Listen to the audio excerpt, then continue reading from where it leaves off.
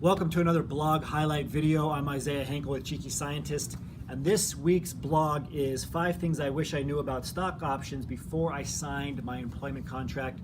So my second job in industry, I was given stock options, didn't know what it meant. I knew what stocks were, kind of, but I didn't realize that stocks were actually you purchasing equity in the future of the company, right? It ties you and your success to the company's success.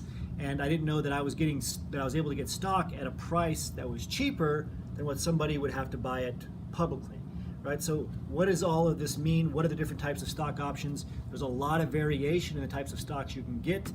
There's also a great discussion here about equity and certain terms that you might not know.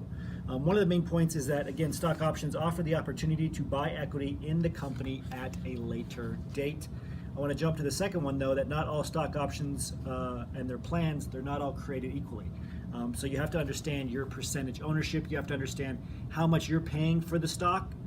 And is that money that you're paying, whatever discount you get, is it coming out of your salary?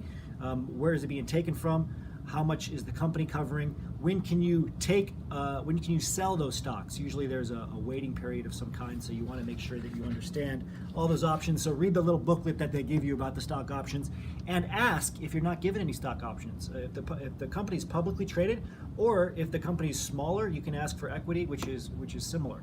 Some of the terms that you're going to want to know are listed here. Obviously, option, exercise, vesting schedule, vesting cliff, strike price, initial public offering, etc.